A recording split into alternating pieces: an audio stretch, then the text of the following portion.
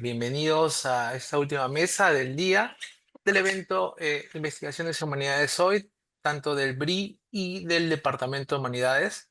Hoy ya tenemos a dos profesores y dos autoridades de la universidad, en este caso la profesora Claudia Rosas Lauro, decana de Estudios Generales Letras, y el profesor Miguel Rodríguez Mondoñedo, quienes hablarán de un lado profesora Claudia Rosas del proyecto EDGES y el profesor Miguel Rodríguez sobre el laboratorio eh, y las lenguas de señas en el Perú. Antes de eso voy a leer sus CVs, antes de explicar su participación. Un ratito, por favor. Ahí está. La profesora Claudia Rosas es profesora principal de la sección Historia en el Departamento de Humanidades. Estudió un doctorado en Historia en la Universidad de Florencia, Italia, y posee título de licenciada y magíster también por la universidad. Es decana de Estudios Generales Letras, ha sido directora de la maestría y ha sido comité de doctorado en Historia. Además, imparte clases en Estudios Generales Letras, en Facultad de Letras y Ciencias Humanas, y la especialidad de y en la escuela de posgrado, ¿no? Sus investigaciones se enfocan en la historia cultural, colonial y republicano, así como las mentalidades, la historia de las mujeres y de género y los procesos de independencia. Ha publicado numerosas obras, destacadas entre ellas Del trono a la guillotina del año 2006, Género y mujeres en la historia del Perú y Los rostros de la independencia. Ha recibido financiamiento y becas de prestigiosas instituciones como la Comisión Europea, la Fundación Carolina, etc. Además, ha sido presidente de la Sociedad Bolivariana del Perú y coordinadora de importantes proyectos académicos como el proyecto bicentenario de la facultad y el Instituto Río Agüero. Por otro lado, tenemos al profesor Rodríguez Mondoñedo, Miguel Rodríguez Mondoñedo, que es profesor principal y jefe de Departamento de Humanidades. Es lingüista por la PUC y además tiene un PhD y una maestría en lingüística teórica en la Universidad de Connecticut, así como una maestría en lingüística hispánica por la Universidad de Arizona, licenciado en lingüística en la PUC. A lo largo de su carrera impartió clases en diversas unidades de la universidad, tanto letras, ciencias humanas, estudios generales de letras y escuela de posgrado. Su especialidad abarca la teoría gramatical, con su enfoque particular en la sintaxis, la gramática de lengua de señas del Perú y el contacto con el español y lenguas indígenas del Perú. Miguel Rodríguez Mondoñedo ha publicado numerosas investigaciones destacando obras recientes como Argument Structure in Peruvian Sign Language 2023 y Modificación y Desarrollo de Lenguas Orales y de Señas 2021. Actualmente dirige el proyecto para elaborar una gramática y un diccionario de lengua de señas peruana y ha colaborado con la creación del Himno Nacional del Perú en lengua de señas peruanas. Ha recibido financiamiento de instituciones prestigiosas como el programa de Smith Science, Amazon Web Science y entre otros. Además, coordina el grupo de señas gramaticales y es miembro del grupo interdisciplinario de investigación Mente en Lenguaje. También ha sido profesor de la Universidad de Indiana entre otras instituciones. Sin más, en primer lugar doy a la profesora Claudia Rosas, que tiene más o menos alrededor de 20 minutos para su exposición, y luego al profesor Rodríguez Mondoñedo. Le doy el pase. Muchas gracias, Juan, y buenas noches con todos y con todas. Para mí es un gusto poder participar en este encuentro donde compartimos las experiencias y resultados de investigación que desarrollamos en el campo de humanidades, específicamente en mi caso en el área de historia. Y esta noche les vengo a hablar del proyecto EDGES, que es un proyecto que es financiado por la Comisión Europea y de carácter interdisciplinario. Voy a hacerlo a través de la página web del proyecto porque de esa manera podemos interactuar más con la información que ustedes van a poder encontrar directamente en la página de este proyecto, del cual forma parte nuestra universidad, la Pontificia Universidad Católica del Perú, dentro de un pool de diversas universidades. El proyecto se titula Entangling Indigenous Knowledge in Universities y es una red de 19 centros y universidades en América y en Europa que tienen como objetivo el estudio, la visibilización y la transmisión de los saberes indígenas en los contextos académicos. Expongo este proyecto porque en el caso de nuestra universidad yo soy la coordinadora que participa en el proyecto. Cada una de las universidades tiene un coordinador o coordinadora que está dirigido por la Universidad de Nova de Lisboa, donde tenemos un investigador principal que actualmente es el historiador Pedro Cardín, de gran reconocimiento y trayectoria, y que hace poco lo hemos tenido aquí en el campus. El proyecto integra un equipo interdisciplinario de alrededor de 150 investigadores de las áreas de historia, antropología, arquitectura, lingüística, geografía, entre otras. Este proyecto obtuvo un importante financiamiento de la Comisión Europea bajo la modalidad de los proyectos Mari Suldowska Curie Actions, que consisten en el intercambio de investigadores entre las diversas universidades. El proyecto se inició en el 2024 y en la universidad el primer investigador que recibimos fue el doctor Martti Parsinen, profesor emérito de la Universidad de Helsinki, Finlandia, y gran estudioso desde la etnohistoria y la arqueología del mundo eh, de prehispánico o antiguo, ¿no? Y de esa manera es que nosotros vamos a recibir investigadores de esta red internacional y van a impartir clases, conferencias, charlas o talleres en los programas de pregrado y posgrado, de tal manera que no solo los investigadores, profesores, sino también los estudiantes y la comunidad universitaria en su conjunto se beneficien. Voy a pasar a compartir, esta era un poco la introducción para que tengan una idea del proyecto, pero voy a pasar a compartir la página del proyecto para poder ir explicando cómo es que se ha desarrollado el proyecto. Ahí tienen las iniciales del proyecto, el título, y en esta página ustedes pueden visualizar esto que les he explicado, cómo es el objetivo de este proyecto, que es uno de los de Horizonte Europa, y que trata de los saberes indígenas en las universidades. Acá están las noticias de los últimos eventos que se desarrollan, pero quiero pasar a explicarles con un poco más de detalle en este breve tiempo sobre el proyecto y cómo es que funciona. En realidad el proyecto tiene eh, cuatro objetivos o temáticas principales divididas en 7 paquetes de trabajo. Por un lado, se busca estudiar cómo los saberes indígenas cruzan aspectos esenciales de la actualidad y aspectos cruciales a nivel global: el cambio climático, la diversidad biocultural y por otro lado también atienden al tema de los nacionalismos discriminadores o xenofóbicos. Entonces, estos temas son abordados por el proyecto y se vinculan con las áreas de la educación y también de las políticas que se dan en este sentido.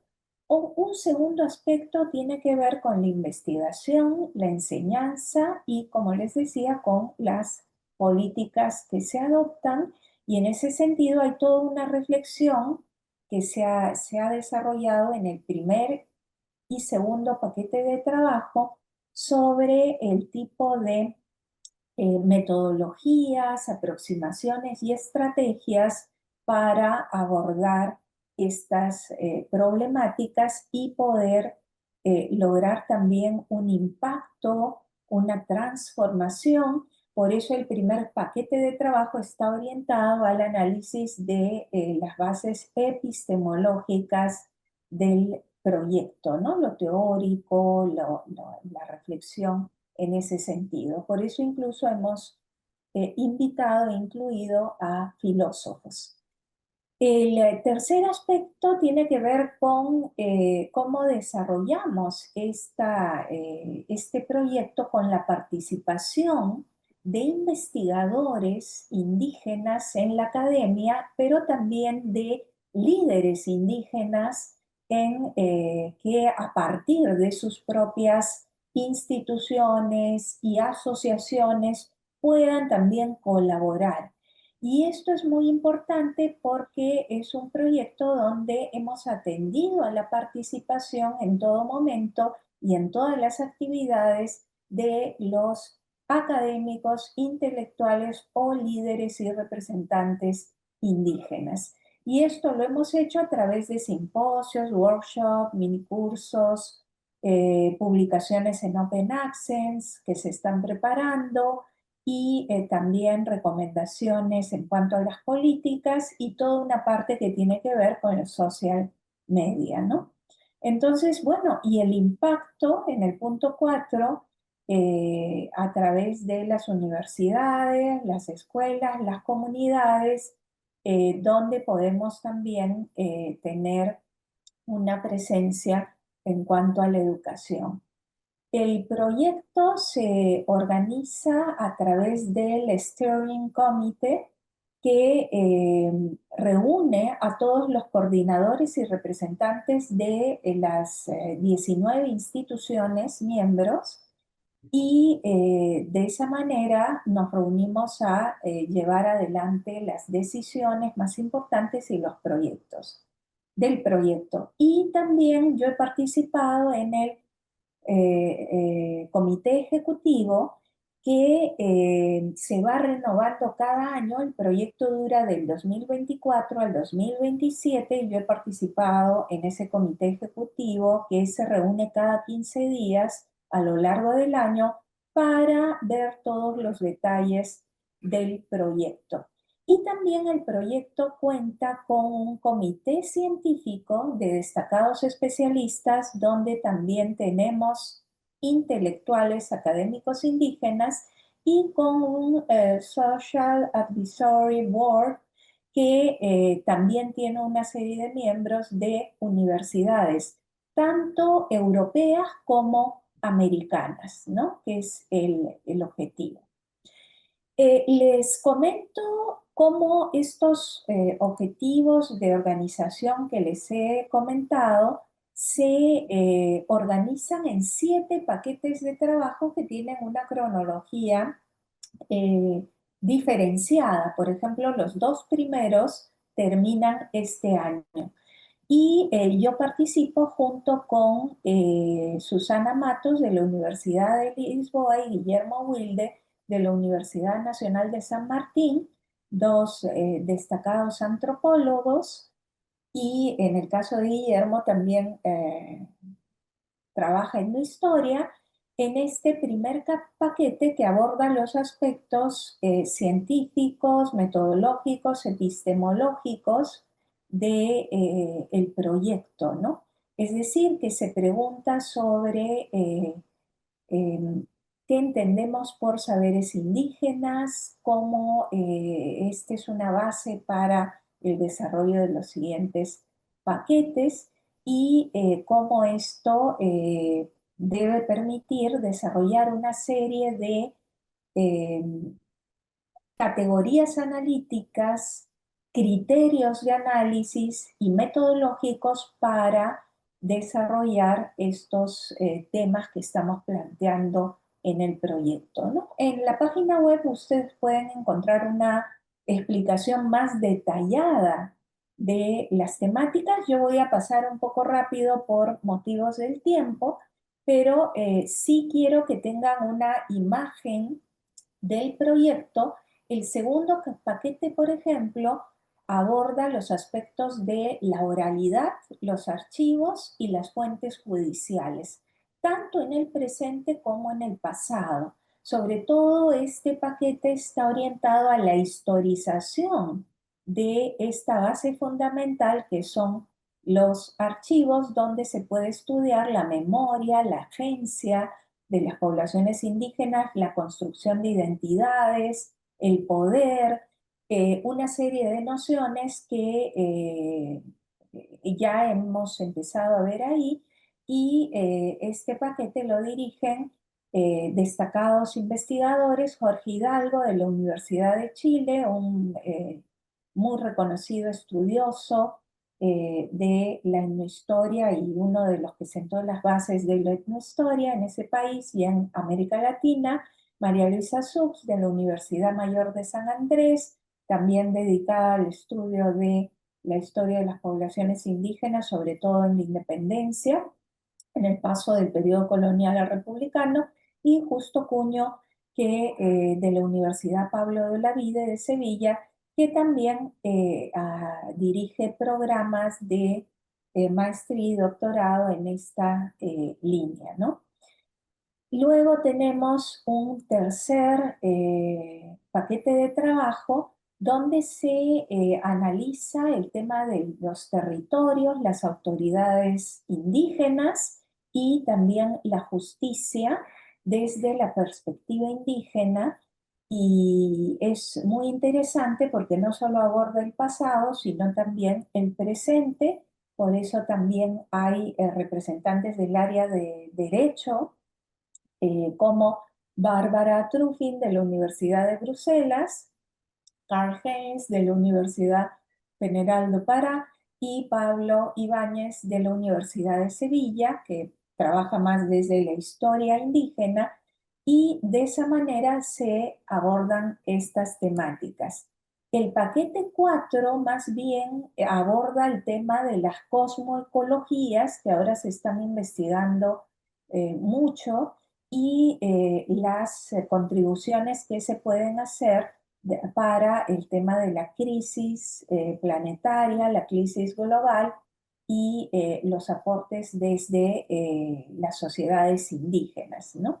Ernest Hallsmeyer de la Universidad de Marburg en Alemania, Juan Camilo Niño de la Universidad de los Andes en Colombia y Thiago Mota de la Universidad Federal de Amazonas son los que dirigen este paquete, que también es muy actual. Voy un poquito más rápido. En el Work Package 5 está todo el tema de las colecciones y los museos, la preservación, la gobernanza, y esto está conectado con todo el tema de la herencia y también las restituciones, y se conecta con también el cine indígena y las artes visuales. Y los que coordinan este paquete son de la Universidad Andina Simón Bolívar de Ecuador, Ariruma Cowi, Rodrigo Lacerda de Portugal, del Centro y Red de Investigación en Antropología, y Bruno Brulón de la Universidad de San Andrews en Escocia. Entonces, este es otro de los temas que se abordan. El paquete 6 trabaja las teorías, metodologías y lenguajes en la ciencia y en la educación indígena, y ahí se abordan temas que nosotros también trabajamos en la universidad, como el lenguaje, la educación bilingüe, intercultural, y ahí dirigen este paquete Oliver Legren de CIESAS en México, Pirjo Virtanen de la Universidad de Helsinki, que también trabaja estos temas, y Valentina Bartnatsky de la Universidad de París-Nanterre. Como les digo, no voy a entrar en detalles de la información de los que lideran estos paquetes. Y el último que tenemos en realidad es el paquete que tiene que ver con la comunicación, y con, también hemos tenido en el Perú a Pablo Ibáñez, a Mariano Agudo, ambos de la Universidad de Sevilla, y Mariano Agudo es el que se encarga desde Intermedia de hacer los videos que van a ir como producto del proyecto, ¿no? Entonces, quiero también mostrarles rápidamente las universidades que conforman el proyecto, porque se ha logrado una red muy bonita que trabaja de manera muy sinérgica.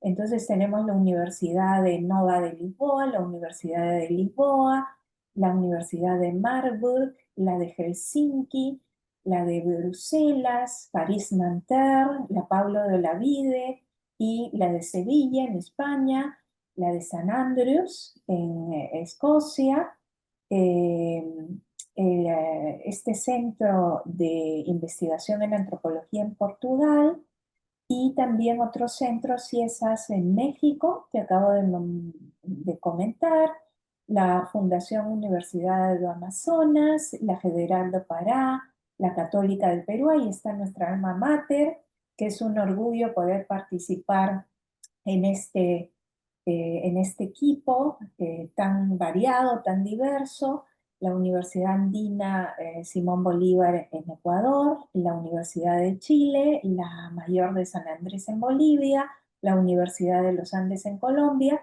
y la Universidad Nacional de San Martín en Argentina, ¿no? También participaban en de Estados Unidos, pero lamentablemente ustedes saben que tenemos que firmar un convenio entre todas las universidades que lo firman los rectores para poder armar la red, ¿no? Y esto ya lo hemos visto, digamos, cada universidad tiene su coordinador pasemos, acá les muestro un poco el plan de actividades para que tengan una idea de cómo se desarrolla este plan. En este plan de actividades tenemos todos los tipos de eventos que les he comentado y ustedes van a poder ver cómo se han cumplido todos los del 2024 que abarcan workshop, minicursos, eh, congresos, simposios, ¿no? Y ahí también se ubican las reuniones que tienen los comités para que funcionen los proyectos y bueno, también van a salir publicaciones. Ahora estamos en el 2025 y acá quería que ustedes vean nuestro simposio en la PUC que se desarrolló en julio con la participación del rectorado, vicerrectorado de investigación, el Departamento de Humanidades, Estudios Generales Letras y el Instituto Ribagüero y diversas áreas de la universidad que concluyeron para poder tener este simposio cuyas videograbaciones también tenemos a disposición y se pueden ver cuando las suban en la página o las redes sociales del proyecto. Entonces acá está toda la programación por si tienen interés. Entonces es un plan de actividades muy rico que también abarca ciclos de cine, muestras y diversas actividades de carácter académico. Una cosa que más que les quería mostrar, me avisan si ya voy, creo que ya voy llegando al tiempo de mi intervención, es algo muy importante que también puede servir para otros proyectos y tiene que ver con digamos, el código de ética del proyecto. Para eso se reunieron los investigadores, un equipo que desarrolló este proyecto ético, este código de ética, porque era muy importante al trabajar con población indígena, comunidades indígenas, con personas, había que tener un código de ética, un plan ético que debíamos seguir y que debía contemplar todas las situaciones del trabajo de campo, de la participación de los intelectuales indígenas o líderes indígenas en el proyecto, ¿no? Entonces ustedes ahí van a poder ver los aspectos que contempla y cómo esto es sumamente importante porque implica cuestiones legales que están contempladas ahí y que han sido trabajadas desde el inicio del proyecto para que podamos tener estos puntos que son relevancia, respeto, responsabilidad, reciprocidad, ¿no? Porque también se toman en cuenta los aspectos que se vinculan con la restitución o la reciprocidad con las poblaciones indígenas, ¿no? Y para ir cerrando un poco, también quería mostrarles cómo el proyecto va a tener, por ejemplo, una base de archivos coloniales y republicanos, donde podemos encontrar las fuentes. Va a tener también una base bibliográfica accesible al público especializado y al gran público, unas fuentes audiovisuales, material cartográfico y un glosario, que es lo que estamos terminando de trabajar este año con los conceptos claves del proyecto. Por ejemplo, autoridades indígenas, territorios indígenas, justicia indígena, y eso también tiene que estar a disposición del público, ¿no? Y las publicaciones también ahora nos piden que sean en open access para que puedan ser revisadas por los investigadores. Entonces es realmente un maravilloso proyecto que nos da, digamos, muchas posibilidades de intercambio. Ahí está un miembro del proyecto, el doctor Jorge Locio, que está en este momento haciendo una estancia en la Universidad de Lisboa.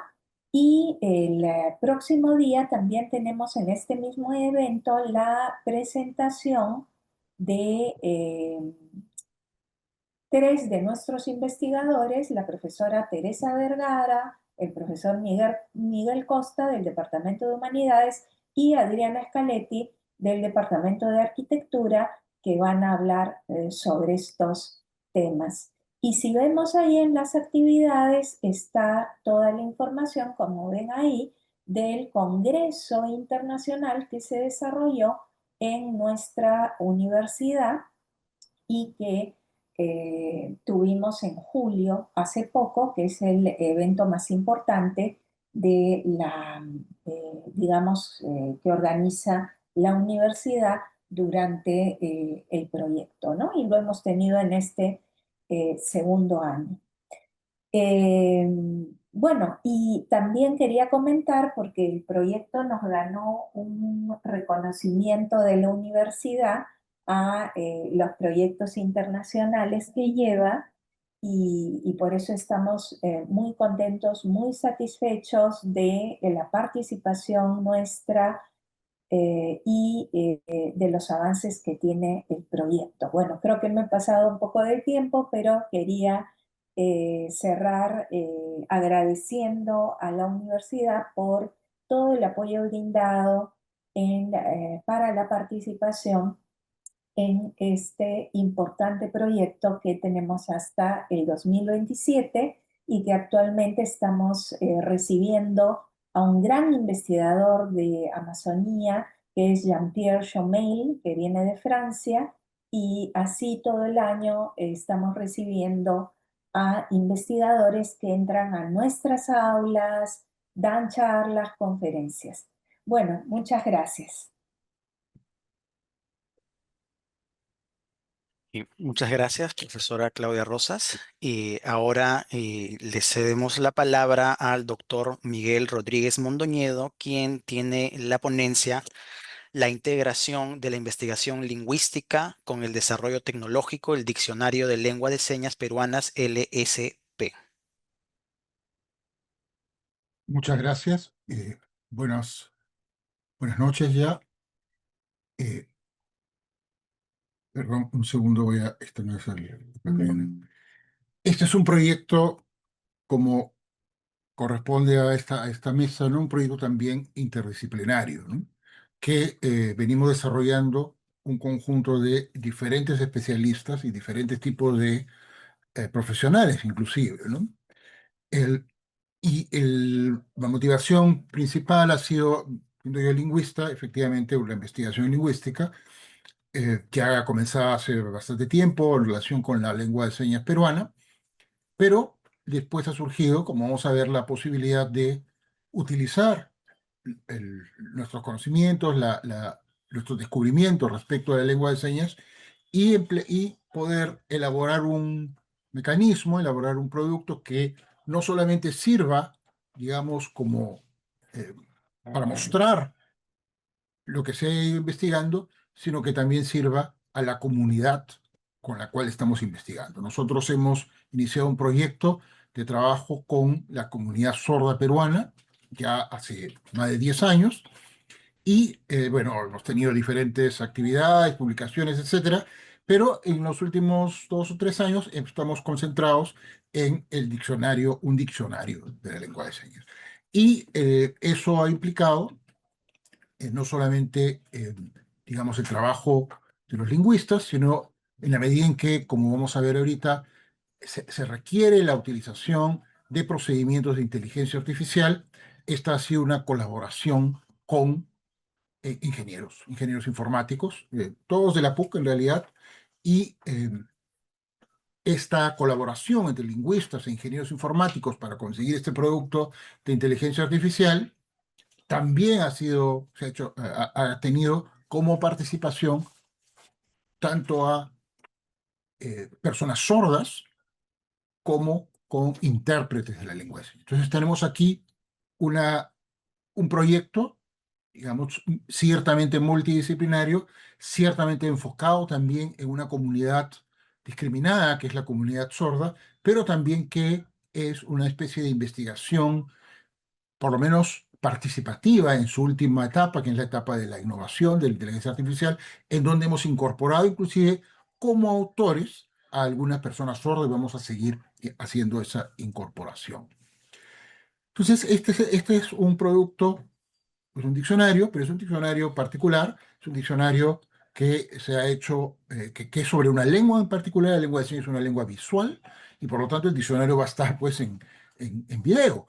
Y además el reconocimiento de la seña requiere el uso de mecanismos de inteligencia artificial y por lo tanto vamos a necesitar modelar esto y conseguir los datos de un modo particular.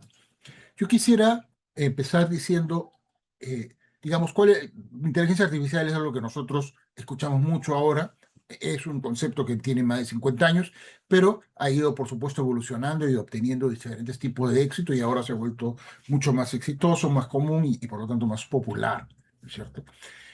Básicamente la idea dominante ahora, el paradigma dominante es lo que se llama Large Language Models, ¿no? Que, digamos, efectivamente funciona a partir de gigantescas cantidades de datos, gigantescas cantidades de datos. Y vamos a ver ahorita por qué.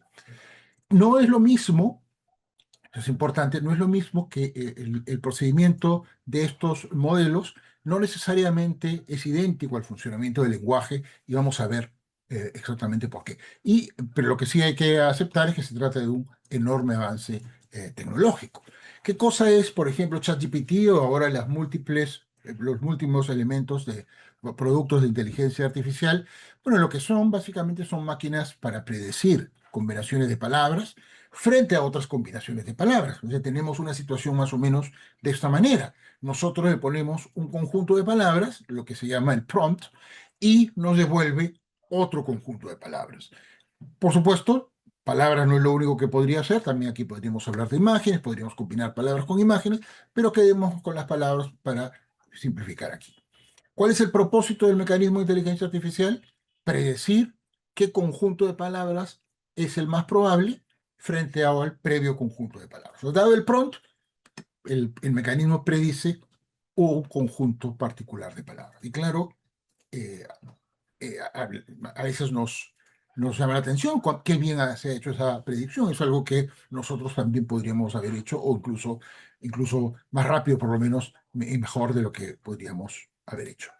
Entonces, para hacer esta predicción, lo que se necesita son enormes cantidades de datos y bajo procesos muy exigentes de cómputo. Se requiere una importante cantidad de datos y un poder de cómputo inmenso. Ahora, por ejemplo, esto es un dato, por ejemplo, que nos da una idea del enorme poder de cómputo requerido.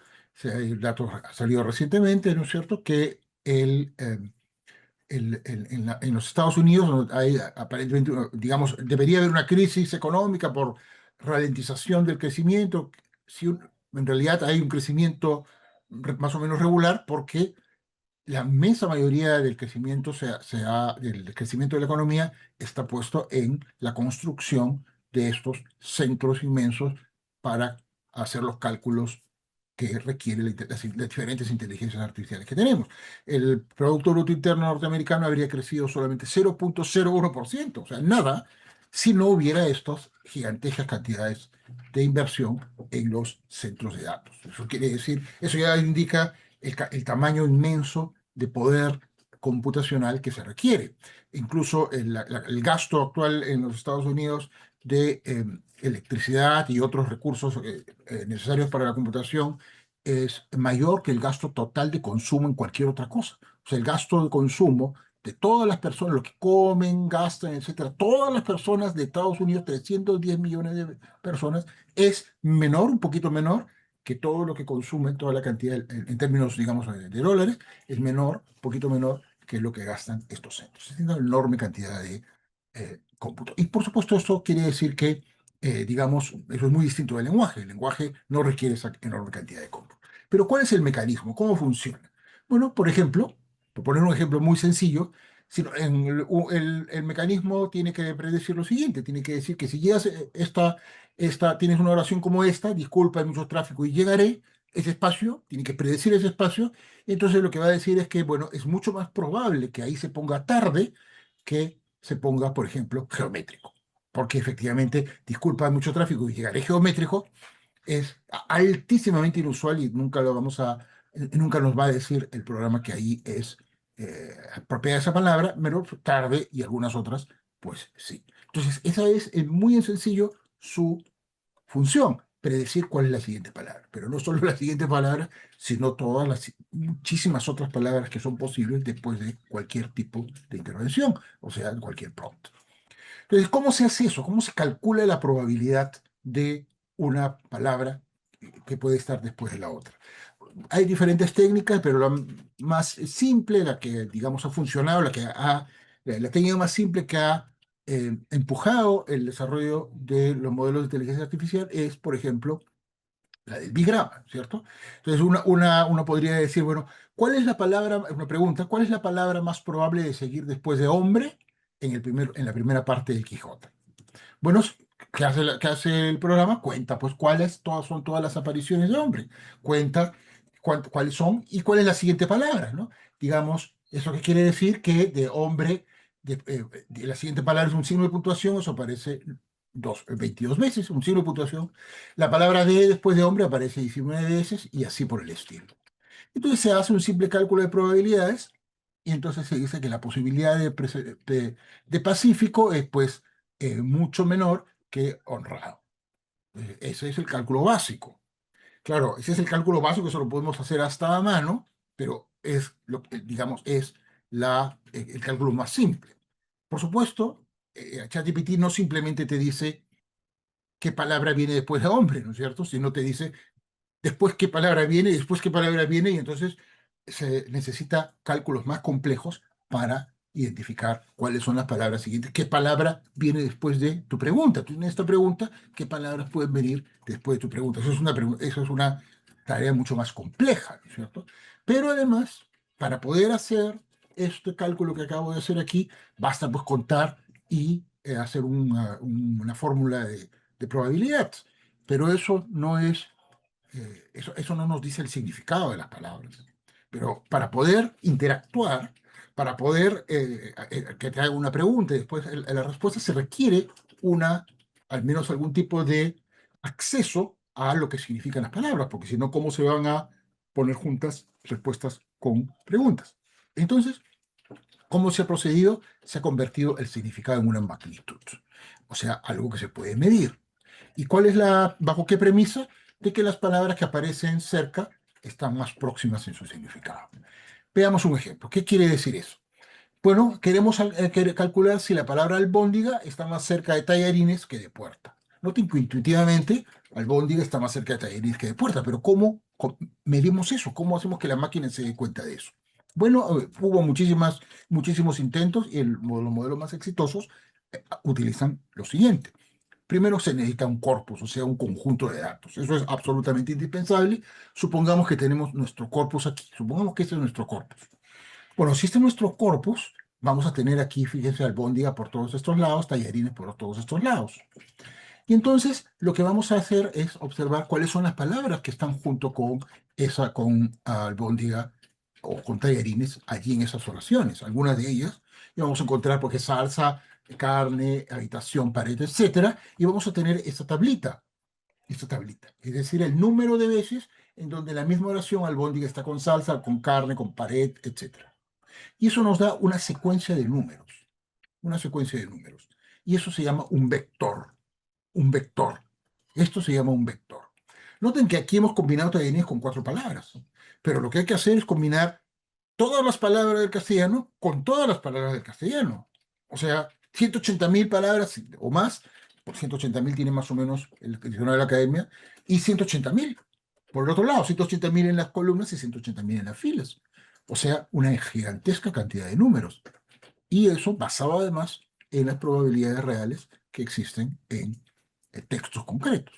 Entonces, estamos hablando de gigantescas cantidades de números, un vector con miles y miles de números que señalan todas las posibilidades reales que aparecen en un texto concreto.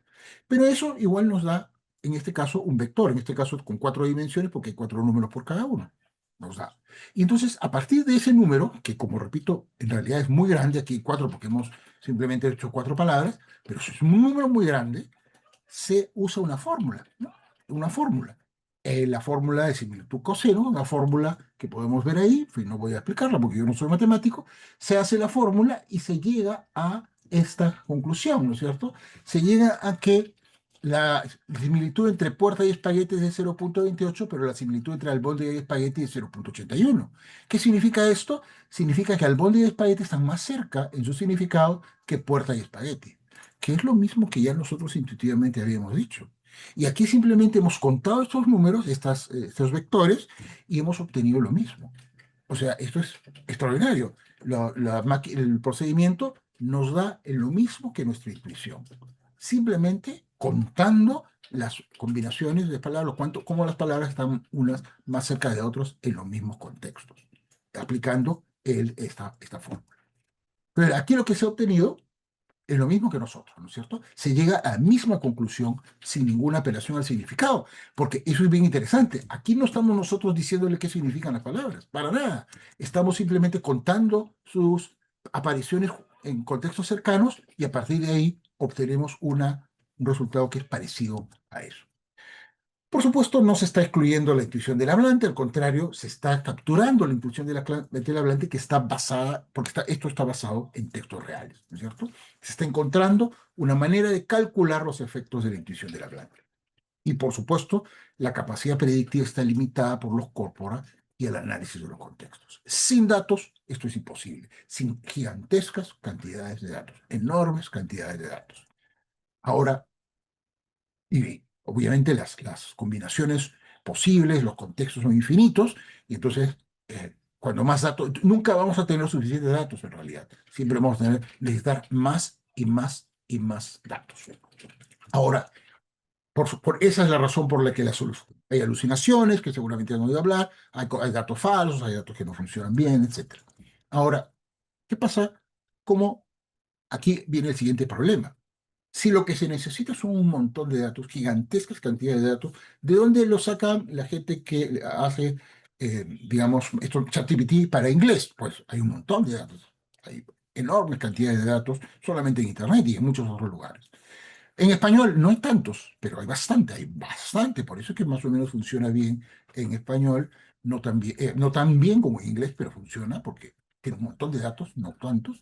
Pero si uno busca quechua, entonces, ¿por qué ChatGPT no puedes conversar con ChatGPT en quechua? Bueno, porque no tiene suficientes datos. O en Swahili, o en digamos, no sé, Ashánica. No hay datos. Entonces, fíjense que eso ya crea un desnivel entre las lenguas, ¿cierto? Porque hay lenguas que tienen muchos más datos y otras que tienen menos. Pero si a eso añadimos las lenguas de señas, que son lenguas plenas, que tienen una gramática, que no tienen nada que envidiar a cualquier lengua, pero cuyos datos no son datos escritos, son datos visuales. Y que además no hay muchos, porque nosotros hemos hecho el único corpus grande de lengua de señas peruana, pero no es nada comparado con las enormes cantidades de datos que hay en español, no digamos en inglés, ¿no? Entonces, se necesita armar estos datos, se necesita obtener estos datos, grabar y convertirlos, darles estructura. Darles estructura. Una de las ventajas del diccionario es que le da estructura a los datos, ¿no? ¿Qué hemos hecho nosotros? Nosotros tenemos un grupo de investigación, ya tenemos bastante tiempo.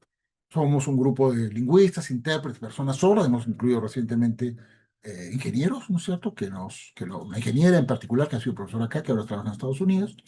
Y hemos producido varias tesis universitarias, diferentes publicaciones, congresos, hemos organizado varios, ¿no? Hemos hecho una gramática básica de la lengua de señas que pueden ustedes consultar ahí, varias tesis, varias publicaciones, y también hemos hecho bastante por acercarnos a la comunidad sorda a partir de sus necesidades. ¿Cuál es la necesidad más importante de la comunidad sorda? El reconocimiento de su lengua. La lengua de señas peruana es una lengua originaria de peruana, o sea, ha sido creada por los sordos peruanos. Es diferente a la argentina, es diferente a la chilena, es diferente a la norteamericana, es diferente a la española. Cada comunidad tiene su propia lengua.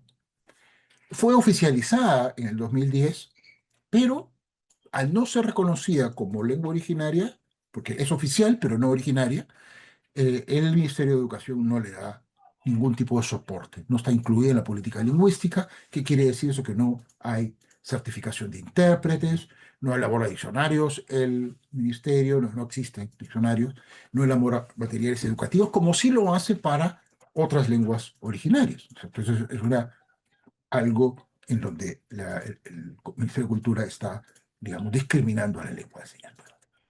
Ahora, en nuestro diccionario tiene que ser un diccionario visual. El diccionario de una lengua visual tiene que ser visual. Tiene además que enfrentarse al problema o tratar de resolver el problema que efectivamente no hay un diccionario de consulta. O sea, tiene que servir para ser un elemento de consulta. Y apunta a una población que no es menor, ¿no es cierto? No es menor. El Estado está tan desocupado de esto que ni siquiera sabemos exactamente cuánto es, y los cálculos van entre 50 y 200.000, basados en los datos del censo, que son ambiguos, ¿no? El censo da, por ejemplo, 195.000 personas que ni hablan ni escuchan, ¿cierto? Y además hay medio millón, no además, pero bueno, sí, además hay otro dato, porque viene por otro lado, más de medio millón de personas que no escuchan, pero, de personas sordas, pero ese medio millón incluye a las personas mayores. Las personas mayores, digamos, o sea, las personas que han perdido su audición ya mayores, pues no cuentan aquí porque aquí estamos hablando de las personas que han perdido su audición, sea por nacimiento o sea, digamos, muy temprano en la vida, porque esas personas, como ustedes pueden imaginarse, no han adquirido el castellano, porque no escuchan. Entonces, si no escuchan, no pueden adquirir el castellano, porque el castellano se adquiere escuchando. Entonces, esas personas sordas no adquieren castellano, no saben castellano. Hay que enseñarles de una manera especial y como una segunda lengua, porque su primera lengua debería ser la lengua de señas peruana, pero la realidad es que ni siquiera eso ocurre también y el problema fundamental es que las personas sordas sufren privación lingüística. Es un problema terrible porque imagínense ustedes personas que no tienen una lengua durante varios años. En nuestro grupo hemos conocido hasta personas con más de 40 años sin lengua. Y por supuesto eso tiene un efecto en la educación, porque llega el estudiante al colegio y no sabe castellano.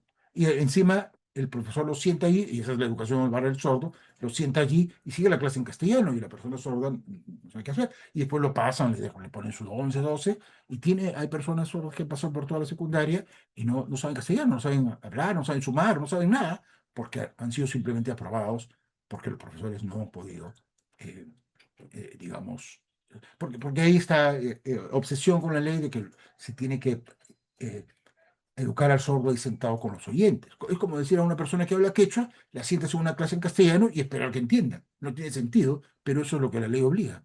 Es un absurdo, es algo totalmente, completamente fuera de lugar.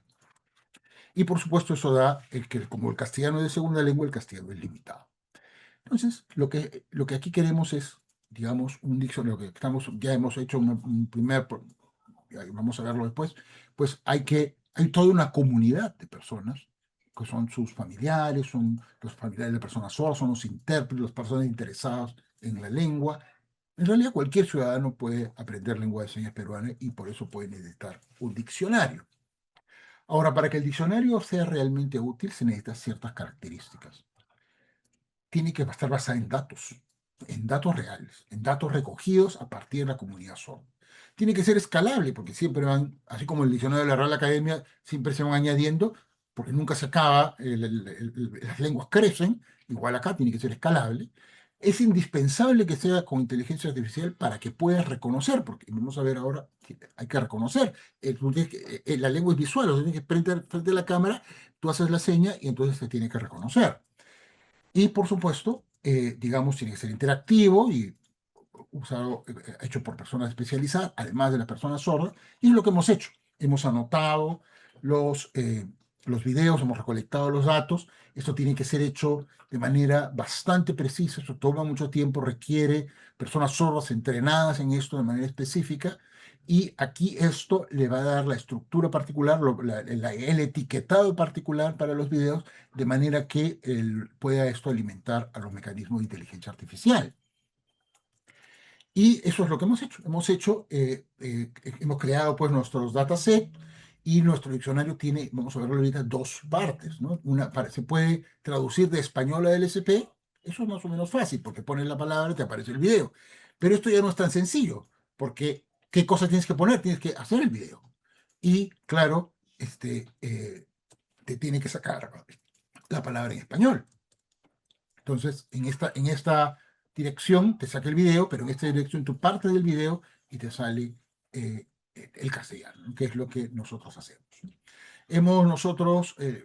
Esto cuesta, hemos tenido diferentes grants por parte de la universidad, algunos, por parte de Amazon, otros, por parte de instituciones interesadas en promover reconocimiento de imágenes, ¿no? Hemos, digamos, acumulado, y seguimos en realidad acumulando grants, unos grandes, unos más pequeños, que nos han ayudado a avanzar bastante, ¿no? Amazon ha sido fantástico en esto, nos ha dado 3 diferentes grants, de hecho, ellos normalmente dan uno, normalmente, pero a esto les gustó tanto que nos dieron 3 y después el tercero dijeron, bueno, ya ustedes vean después, ya no estamos ahí con este punto. Y claro, ¿cuál es la ventaja de Amazon? Que tiene un conjunto de herramientas desarrolladas para reconocer movimientos, reconocer imágenes, que ese es en realidad el grande. El grande es, usen ustedes estas herramientas por tanta cantidad de dólares, porque esto cuesta un montón, ¿no? O sea, esto se ha hecho, se está haciendo mediante tecnología de Amazon. Aquí quisiera mostrar, este es el equipo, la versión más o menos final, porque se sigue incorporando más y más gente. Y para terminar, lo que quisiera es, si me da tiempo, mostrarlesla, porque esto está ya online. Un segundo, ya es, un segundo, ya está online, pueden ustedes ver ahí. Tiene limitaciones, como vamos a verlo en el acto, pero funciona, ¿no? Y lo que a mí me gusta, bueno, que ha sido producto de la colaboración con ingenieros, personas sordas. Ustedes van acá, ¿no es cierto? A esta R, a esta, entonces van a encontrarse con esta. En realidad pueden encontrarse con esta primero, aquí pueden tipear algo, ¿no? Claro, y aquí va a aparecer, van a aparecer los videos, ¿no? Van a aparecer los videos, tanto el video original como, o sea, el video con la seña propia, pero también con una oración de ejemplo, ¿no? Una oración de ejemplo. Pero esta parte no es complicada, poner su video, graba, bueno, en el sentido que es la más fácil, hay que grabar, es complicada, pero no requiere inteligencia artificial. La que requiere inteligencia artificial es esta parte, en donde yo, no sé si funcione, para que funcione tengo que apagar mi cámara, así que voy a apagarla porque no puedo digamos, no puedo compartir la cámara con dos mecanismos diferentes, voy a apagarla. Y entonces aquí espero que funcione, porque, entonces, digamos, por ejemplo, aquí va a cargar el modelo, lo que lo ven ustedes ahí. Y entonces hay que situarse acá, ya se conectó el modelo, y entonces voy a hacer esto, que bueno, esta seña. Entonces tengo que esperar un ratito a que ojalá me reconozca, porque si no me reconoce no funciona. Eh, ¿Por qué estaba grabando? No me ha reconocido. Eh, para que me reconozca voy a tener que, no funciona cuando tengo una, no, no, voy a, ya salió, ya me reconoció. No puedo hacer zoom esto al mismo tiempo, demora un poquito. Entonces ya me reconoció, ahí carga los resultados y casa es la respuesta. ¿Qué cosa me da? Estos son probabilidades, ¿no? Voy a poner la cámara, ¿no? O sea, como ya sabemos, eso es una predicción, eso lo hacen los mecanismos de inteligencia artificial, predicen cuál es la más probable. Entonces nos dicen, lo más probable es que sea una de esas y estas en orden. La más probable es casa, y efectivamente es casa. Esto es casa, eso es lo que yo he hecho, y, y aquí, para comprobar, me da el video de casa, ¿no es cierto? Entonces, ¿cuál es el video de casa? Casa. Y me da una oración de ejemplo, me da una oración de ejemplo de cómo sería una oración con el uso de casa. Pero, fíjense, para hacer esto se requiere, igual que para lo anterior, enormes cantidades de datos, enormes cantidades de datos. Por eso es que nosotros no tenemos no cualquier seña puede ser aquí reconocida, solo aquellas con lo que hemos entrenado. Y las que hemos entrenado son estas que están acá, nada más. Estos son como 100 y algo, 130 me parece. Esas son las únicas que por el momento reconoce. Y todo eso, empezamos con solo 38, hemos ampliado a 130, 32, algo así, y estamos en proceso de seguir ampliando y ampliando bajo esta misma metodología, a saber, empleando, digamos, grabaciones. Son videos a partir de un conjunto bastante, bueno, no tan numeroso como nos gustaría, pero suficientemente numeroso como para que el modelo funcione como ustedes están viendo en este conjunto. Pero toma, por supuesto, bastante esfuerzo, porque hay que pagar no solo a la gente que graba, a la gente que hace la codificación, al ingeniero. Todo esto es un trabajo además bastante calificado, porque se requiere que el análisis lo tiene que hacer un lingüista.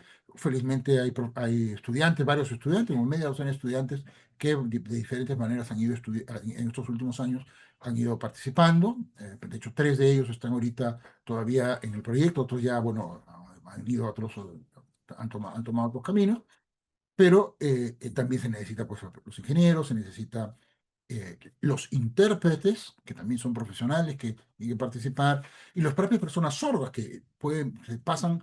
Nosotros hemos hecho, digamos, a veces entrevistas que han durado hasta 4 horas en varias partes. Entonces son 4 horas de su tiempo allí en la sala de grabaciones, pero además tiene que venir, tiene que irse, etcétera. Entonces hay que compensar económicamente ese tiempo, ese trabajo, ¿no? Que también lo hemos hecho, ¿no? Y la glosa, o sea, esto, etiquetar cada espacio, aquí es montones y montones de tiempo que también hay que, pues, pagar. Entonces, por eso el diccionario, creo que vamos por buen paso y sobre todo hemos juntado un grupo de trabajo bastante amplio, pero bueno, pues vamos a ir lento, no hay problema, pero estamos lentos y seguros.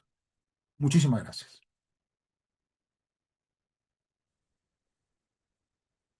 Muchas gracias al profesor Miguel Rodríguez Mondoñedo y a la profesora Claudia Rosas. Tenemos espacio para un par de preguntas del público. Eh, ¿Alguien se anima a hacer alguna pregunta o tal vez dejar la pregunta en los comentarios en el chat del Zoom?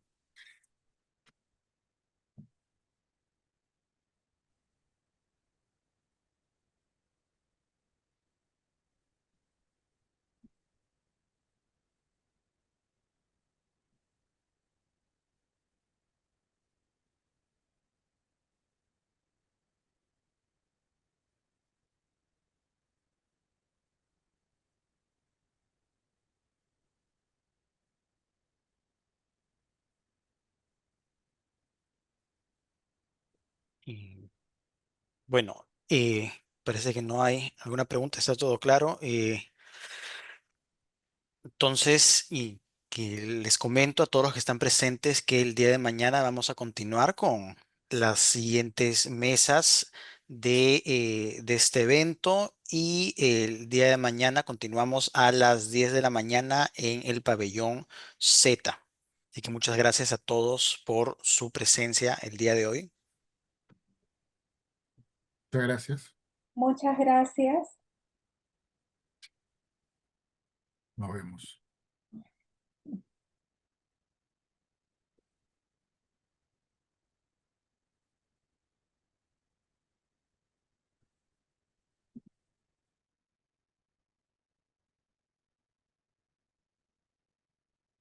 Muchas gracias.